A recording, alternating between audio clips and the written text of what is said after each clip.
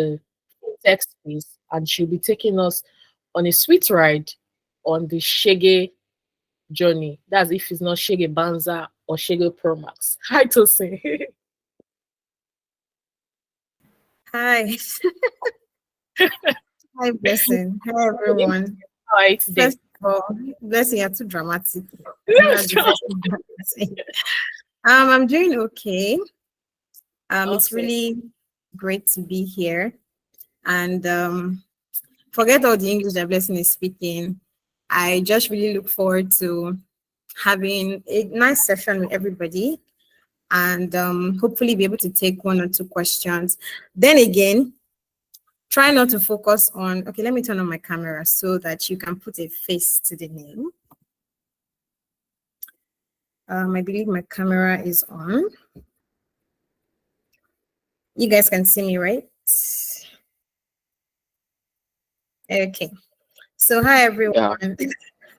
All right, thank you. Hi, guys. My name is Tosin, and I transitioned newly into product management and then into the fintech space generally. And it's been a wild ride. It's actually very wild. So I'm just coming here today to share like my experiences, what like some of the things that I wish that I did earlier, and then just like my learning so far, how I've been able to navigate, like sharing my personal experiences basically with you guys. And I hope that we can maybe learn one or two things from this session. So I will just be sharing my screen now. Please let me know when you can see my screen.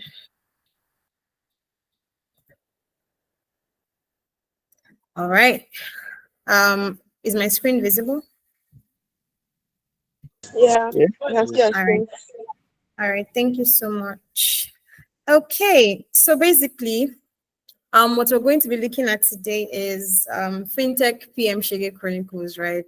When I was having the conversation with Blessing, I was just like, I want something that truly depicts what it is that I'm going through or what I've been going through, because I transitioned last year, like fully. I started working in January this year, but my transition process started from like July last year. And from then up until now, I will just be like sharing what I've gone through, all of the things I did, and then we'll just be able to like take one or two things from there. So basically, we're looking at navigating challenges in the fintech space and what nobody prepares you for, really and truly, because in as much as, okay, you go to school, when I say school, like product management school or like any other school, get whatever certification you want to get, nobody actually can prepare you, you know, as a newly transitioned PM. Like you would only know for a fact when you are in it and you start experiencing stuff by yourself. So what we'll be covering today, basically, my background. I'll be introducing myself, like my journey, telling you my story from last year. I mentioned earlier that I started last year. So from last year up until now, what I've gotten into, all of the things that I did, like what my waiting season was like.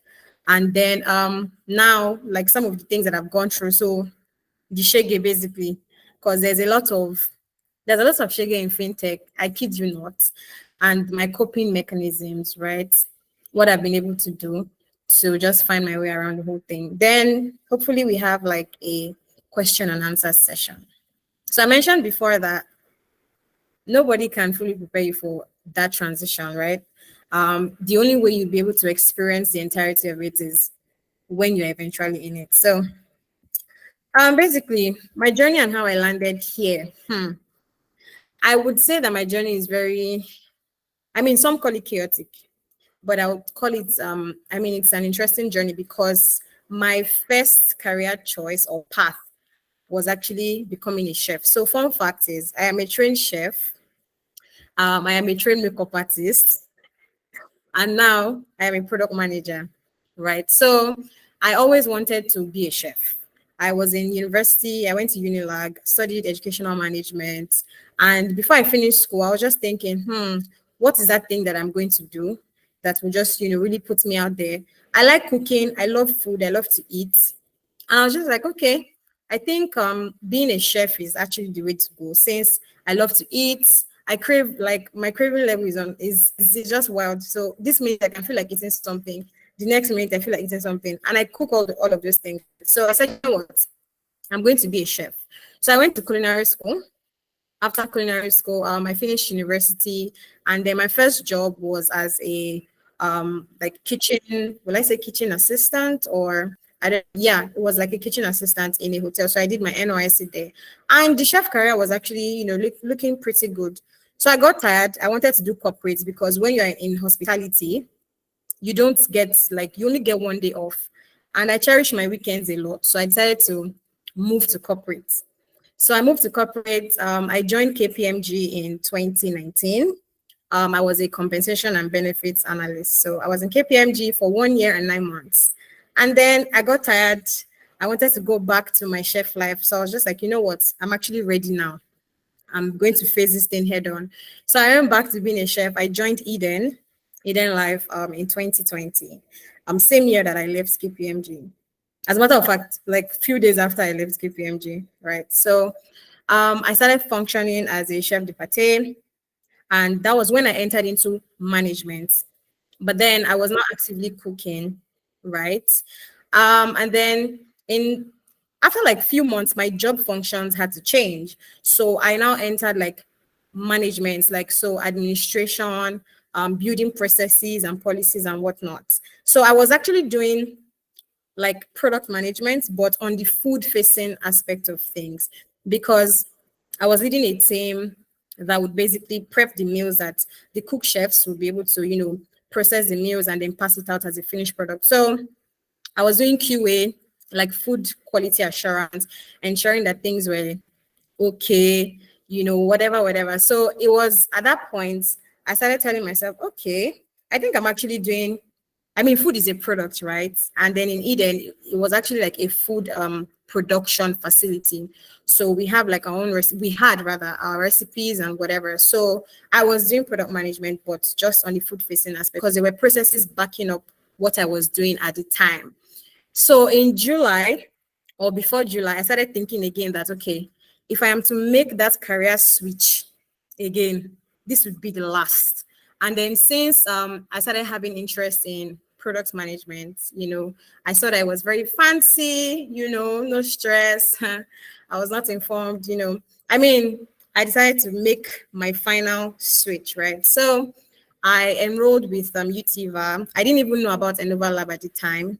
If I had, probably would have, done my program with Enoverlab. But then I enrolled with UTVA. I did product management course from July up until October. So I left my job in August so that I would focus fully on product school. So I was doing the whole thing, learning with UTVA, taking more courses. I was reading a lot, taking LinkedIn courses and all of that. And it was getting tiring at some points, because the idea that you get when you're in product school is that, oh, once you do product management, you're just finishing. One company is just telling you, come and work for us. I'm going to be paying you like $20,000 monthly or 100,000. It's not like that. If you have that mindset, then maybe you should actually change it, because things don't just happen like immediately. Anyways, I was actually now getting tired of, like I was applying my first application, I got a rejection. I almost died, because I was just like I'm too good to be rejected, right? But then again, nobody actually prepares you for all of these things until you start trying them yourself. So to cut the long story short, right? I got a job this year. Actually, I got a job in December, and then I was supposed to resume January. So that is how I found my way into product management and into fintech. So that is my journey so far.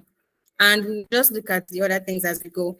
But another fun fact is, I actually promised myself that I would never work in a fintech, because I already was hearing about the horror stories like, fintech is wild. If you're in fintech, all this and that. I was just like, okay, you know what? I'm never going to be in fintech. But as things will happen, I actually found myself in fintech, the very thing I said I did not want to do. Anyway, let's move on. So now we're looking at problems and solutions, right? in summary, like just the general shege that I've gone through. I started working as an associate product manager at Lendsqr in January this year. And so far, it's been a lot. I feel like my head has expanded, from all of the things that I've learned, still learning, all the things I've done, like all of the work that I've had to do, because for me, it's like a double learning curve, switching careers to product management, and then now coming into fintech, right? So it was actually it's as if I was thrown into it, but I knew like I was somewhat prepared. But then it was still like very shocking, all of the things that I've had to do and then all of the things that I've gone. So, first of all, right, there was this huge knowledge gap. You know how when people say fintech, people just say that it's fancy. Oh, fintech, fintech. It was a problem, understanding how vast the fintech space is, like struggling to learn, some acronyms. You see something like CBA, you're saying T24, and you're wondering, what are these things, right? Even before I started working, when I knew that I was going to be, possibly working in a fintech, I started reading so many things online about acronyms, what these things are. But then it's not like you're reading for an exam, right? You are reading because you want to understand this thing, you want to know it. But even at that, even after reading, it's not the same until you start working, you start interacting with these things. That is when you can fully know like how all of these things are basically. So I experienced information overload. I'm not even going to lie. In my first week, I was given like how many materials to read. It was not even funny. I mean, these things were just even onboarding materials. I started saying things about APIs. I started saying, oh, things about checking CloudWatch, checking this, checking that for logs and analytics. And I was just like, wait. What's going on here? Because I didn't even know that it was going to be that deep, right? There's so many meetings. So I work remotely. My job is 100% remote. So you know that if you don't have an office, you're working remotely, things can get a bit exhausting. So you have so many meetings, like just I was having so many meetings. I was in one meeting or the other. Like actually, I am always in one meeting or the other. And then when I even see on some days I'm lamenting, and then Blessing is even laughing at me like, Bele, calm down. Right? The meetings are always a lot. You work long hours. So it's different for people that are transitioning into product management and they're now even coming into a new industry, right? You cannot say that you will not work long hours. You will, however, you need to structure your time. And then, I mean, we'll get into all of that, but working long hours, emergency meetings, like somebody is always wanting you to jump on a call. Oh, please, can you quickly jump on this call? Like there's always something that you're jumping on, like basically it's these things will always happen because in fintech, especially if it's B2B, I mean, Lendsqr is a B2B company. So there's stuff we do for clients and whatever. So if things are breaking and they need you to fix it with maybe an engineer,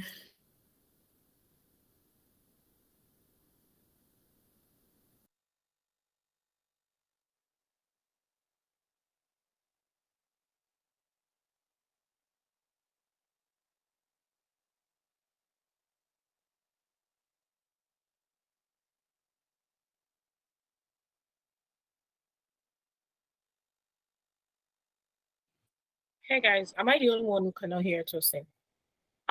Okay, I thought I was I the It's one. not, think it's not just you. something's wrong with our network. Yeah, Yeah, probably. let's just take a chill pill. Let's see how that goes. I'm just gonna send a message.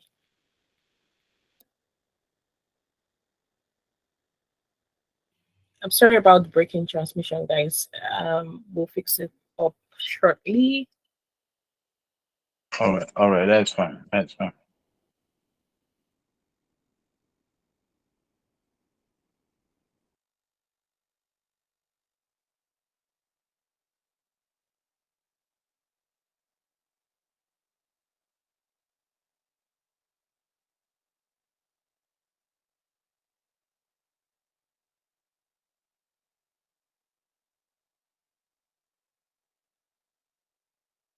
Oh, she left. Okay. I guess it's just the network. So hopefully we'll have her back shortly. But yes, she has been taking us through the shege gist, and me, I'm fascinated. Hi guys. I'm so All sorry. right, Bella. Nigeria happened to me. Well, Nigeria. yeah. Well, I mean, like power wise though, so I had to like switch, right? So I'm so sorry for the break in transmission. I'm just going to reshare my screen and we'll continue our conversation. Yeah. All right. So where did you lose me so that I know where to pick up the conversation from? Somewhere in the middle of your shege and running to your friend. What? Okay, so I believe man. Okay, now so I was saying that there are always so many meetings, right? That if you work in a fintech, especially if it's a B2B, where you need to like manage stuff for clients and whatever, and something breaks, you always need to be in one meeting or the other, going to an engineer, you guys are fixing the problem, you're trying to fix like quick bugs and all of that. So there's always one long meeting or the other. Then I mentioned long hours as well. So mentioning all of these problems or different types of shege that we're looking at. The solutions or some of the things that I've been able to do, and then I keep like I'm still doing them, like I'm still in the process.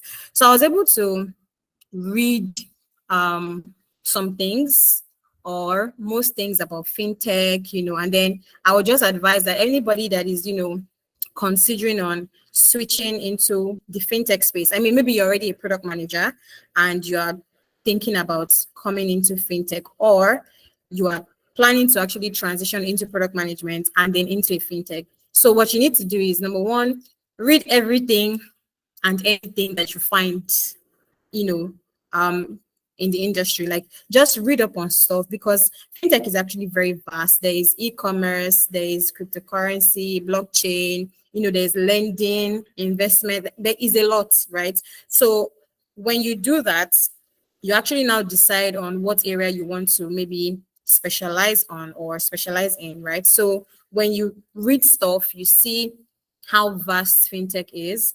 You're able to decide early enough, or maybe you want to experience everything before you now choose maybe an area of specialization. That also works, but if you actually read up stuff ahead, it makes you better prepared for what you're getting into, right? So the second thing is all of those acronyms that I mentioned, just check what they are.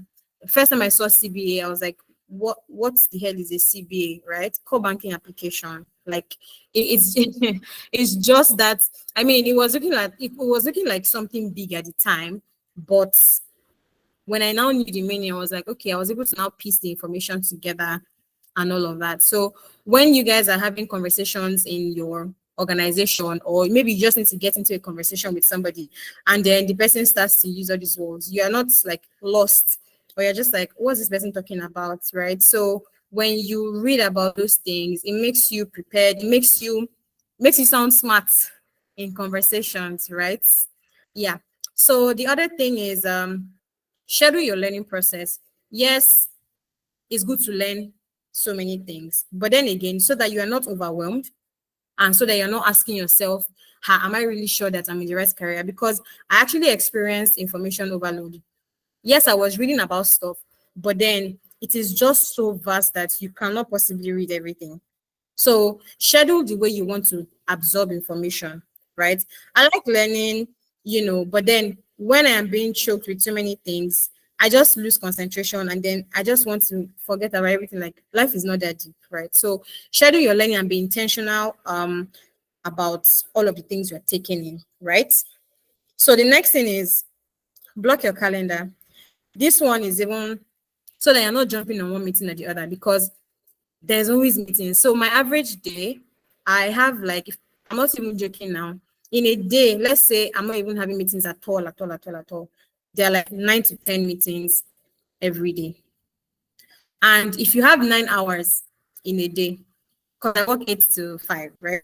If you have hours in a day and you're using 5 hours to do meetings, please, when do you want to actually do the work that you want to do? Because you have those meetings. Like there's always one stand up or the other. There's always one meeting or the other. There's always one briefing or the other. So if you're having 5 hours of meeting and you have 4 hours left, you need to be able to schedule your time. Like you need to be very intentional about the kind of meetings that you're getting on.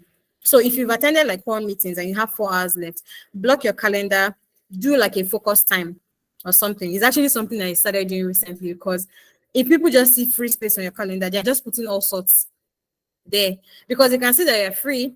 You might have work to do, but it's not there that you're not like that you're busy. So what I started doing was I would block my calendar. I would just block it, and then it will auto decline meetings. So once you set a meeting and then I'm auto declining, you just know that this person is busy, right? So the last thing here is there'll be long hours, right? But then have like, I think what I wanted to write here is have boundaries. Yeah, actually have boundaries. Because don't start what you cannot finish, right? If your work hours are 8 to 5, that is what is in your contract. And maybe out of your magnanimous heart, you want to give your company 1 extra hour or 2. Make sure that the 1 extra hour, 2 hours that you're giving actually stays at that, because you would burn out. You would keep doing stuff that can always wait to the next day. Well, I want to talk because I work till late, but then it's something that I'm just trying to balance because there's so much to do. And before you know, the day is gone. Meetings have swallowed your time, and then you're just like back to working in the night. However, just have boundaries so that when you now actually revert to status quo, people don't start to say, oh, you have changed or you're not as efficient just because you're not working late hours, right? Okay, so moving on to now industry shege, right?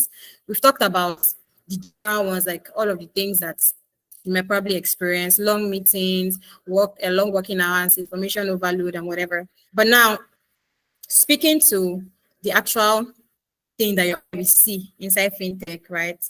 The first one is understanding the complex regulatory landscape. So I was saying that fintech is vast, right? And then you just need to be able to understand some things. You need to actually know what rules already exist, like what, because I mean, it's fintech, right? Financial technology.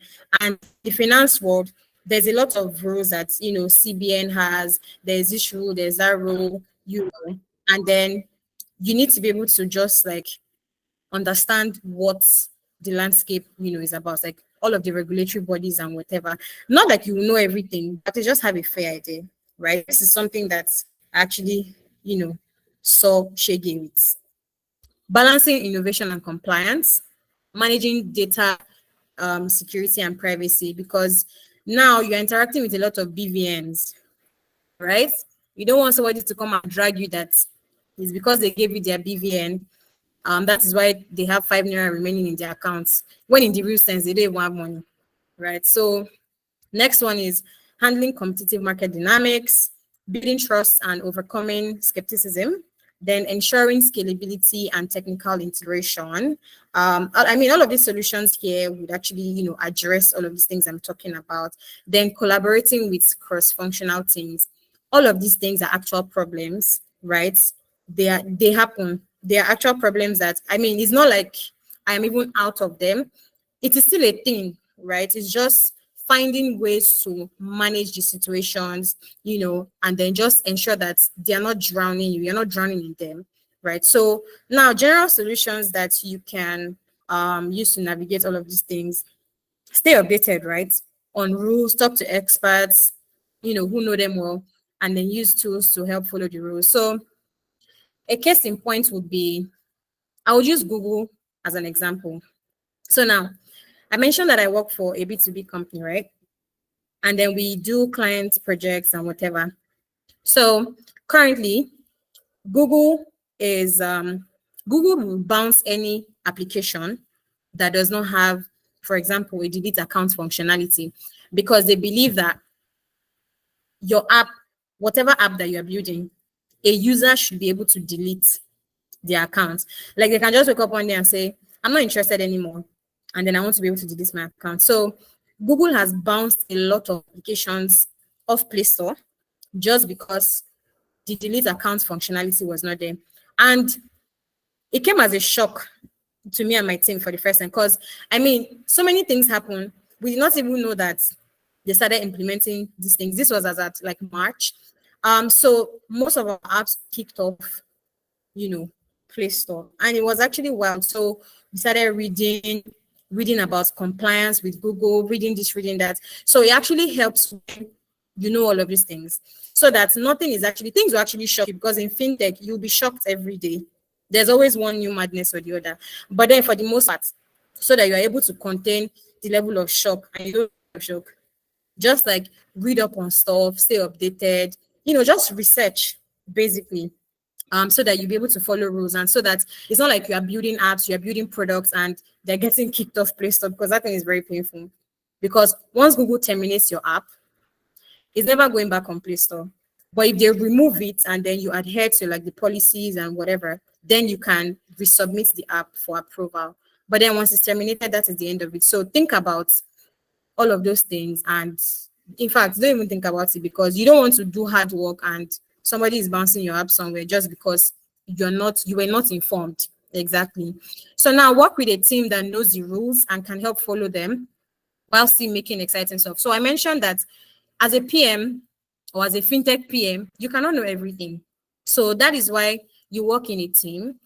There's a group of people that would have their strengths. Maybe your strength can be documentation or whatever.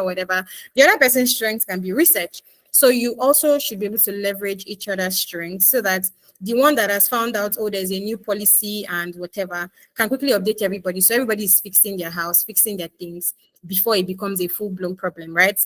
Use strong security measures to keep data safe. So, for example, again, if you're building an app and you're thinking about, security measures, like, okay, especially when you're in the lending space, because Lendsqr is not a lending company, but it's just like a company that provides cloud, services for lenders to host their, maybe like web apps or lending platforms on our cloud service. So basically, if you're thinking about security, you need to be able to, as a PM or as a fintech PM, the way you reason should be like 10 times more than any other person. Because then again, this, like, once you have somebody's BVN or once you have somebody's data these days, it's very easy to remove all of the money in their account. So if you are building a product, you're thinking 10 steps ahead, right? Thinking about the security measures that you're planning to maybe implement, or like things that you plan to do, so that everything is just in check,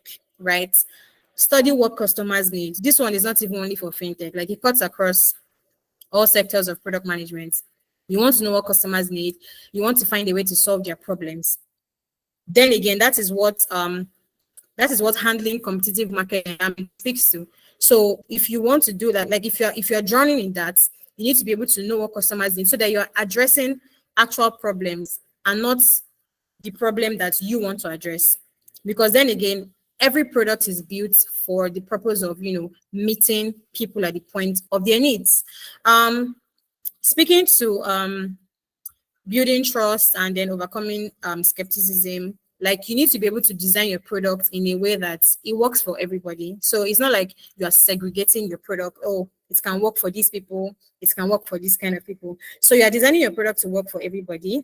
And then you're also, working with other companies to make it better, and then just check that everything works smoothly. Now, working with cross-functional teams, I think is the hardest thing to actually do. There was a day I saw, I was lamenting one day about how developers lie a lot. See, developers, they lie.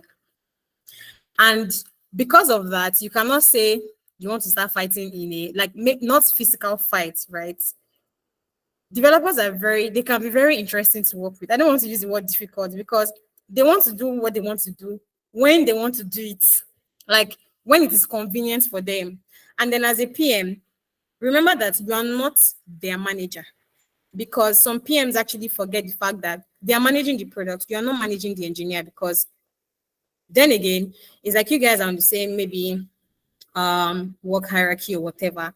Just always remember that as a PM, you are managing the product and not the person. But then people management also comes into it. So you need to be able to learn to work with different personalities, because developers will show you shege. If a developer has not shown you shege, you are not working, like you're actually not working yet. Until you start having problems with them, that means you're not working, because those guys are very wonderful. They're very, very wonderful. So you need to be able to foster open communication, practice mutual respect, utilize collaboration tools. I mean, there's Google Chat, there's Slack, there's Miro, there's ClickUp. I mean, whatever it is that you guys can use to work together, then you can do that, so that everything is just going on smoothly and nobody's suffering. So moving on to interesting statistics, right? 7% of Harvard Business School graduates choose product management as a career. Now, let's think. Harvard Business School. I mean, we know Harvard, the Harvard, right? So 7% of Harvard Business School graduates choose product management as a career. It should actually, product management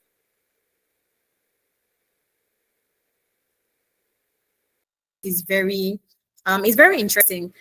What I thought initially, and see, but product management is just like refine how and how get work, because you're entering the mode, like you're actually entering the mode to do the actual work. Because if you don't talk to customers, if you don't do research, if you don't, engage people, with, or engage with our products, you're not going to make any money for your company. You're just going to be there, and at the end of the day, ChatGPT can just come and replace you, like, which is facts, right? So product management is very, it's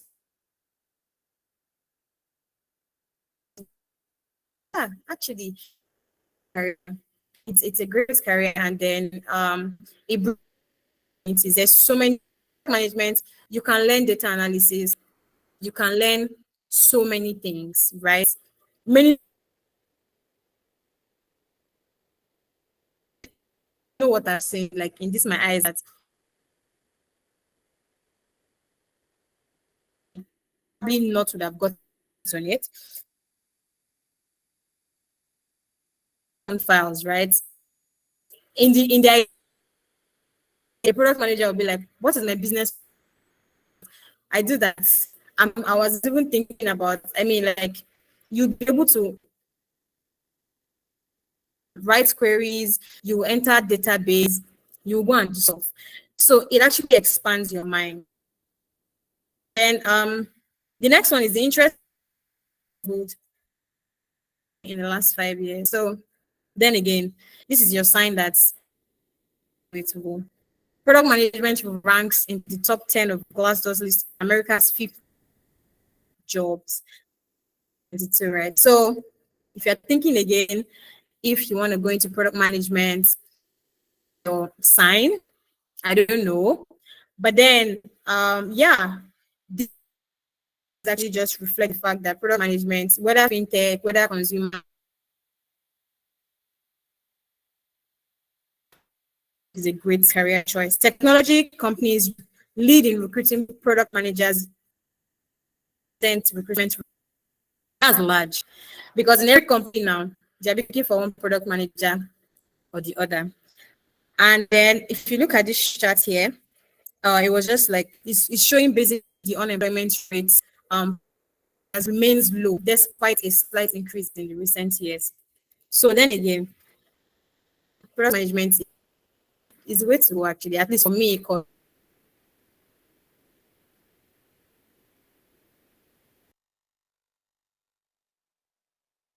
now I'm it, right? So if you are transitioning, here's what to do. With LinkedIn that are doing well in the industry, because that's one thing I actually remember doing as well. I was following people. I started following people in product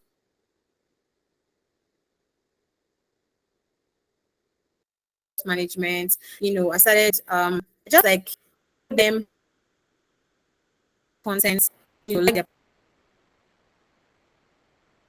you can what they can do from there. then you can actually pick it up and try it out, right? Get certified and keep learning. So pick up a course, take a course with whoever, whatever school that you are inclined to doing your program with. Keep learning. It doesn't stop in product school. Learning continues. See, today I'm still learning. Tomorrow I will still learn new things because, as I said, PMing, fintech, there's always one thing to learn every single day, right? Attend tech events.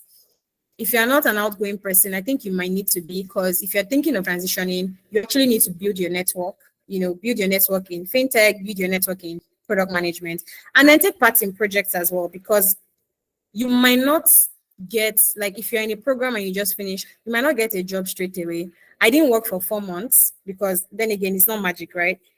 So I mentioned, okay, I didn't mention how long I did not work for, but I didn't work for 4 months. And I was just like participating in some projects and reading, ensuring that I kept my head full so that I will not forget all of the things that I had read, because what's the whole point of going to school and then forgetting stuff, right? So this is my favorite quote. If you think you can do it, you are right. If you think you cannot do it, I mean, you're also right, because know yourself. You are the, I don't want to sound like Wale Adenuga now, like we're all pencils in the hands of creator kind of vibes, but you own your career, you own your life. Whatever you say you can do it. Whatever you say you cannot do, then sure, you cannot do it. So it depends on where your headspace is at. It depends on where your mind is at. So with these few points of mine, I hope you're not focusing on the shaggy parts, because it's a constant. As long as you are a PM, and then as long as you're in fintech, you cannot escape shege, but you just need to be able to come up with creative ways to solve your problems, to handle your problems, and then to keep scaling as an individual, because learning never stops. So thank you very much. I don't know if there are, questions, whatever. Like they said, shege is a must, you guys. All right. Thank you so much, Bella. Yes. Guys, do we have questions for Tosin before we end the session? Do we have questions? Do we have personal questions? Do we have group questions? That's if there's a group. But yes, if we have a question, let's raise our hand to ask a question. And if you want to use the chat box, please go ahead to do so. We'll be taking questions in, let's see how that goes. But yes, it would be nice to have you guys ask Tosin questions. Tosin has really broken down everything for us, and like you said, shege is just a constant. Like, you want to run away from shege, you meet shege in front. So I don't know if Titilayo is on this call, because I think she was the one that mentioned that she's currently in finance, right? But she wants to transition into product management. I don't see her here anyways. Yeah. Yes, I don't think she's here anymore. Yeah, she's not. All right, cool. Well, nice to hear from her, actually. Yeah. But yes, guys, do we have questions before we end the session?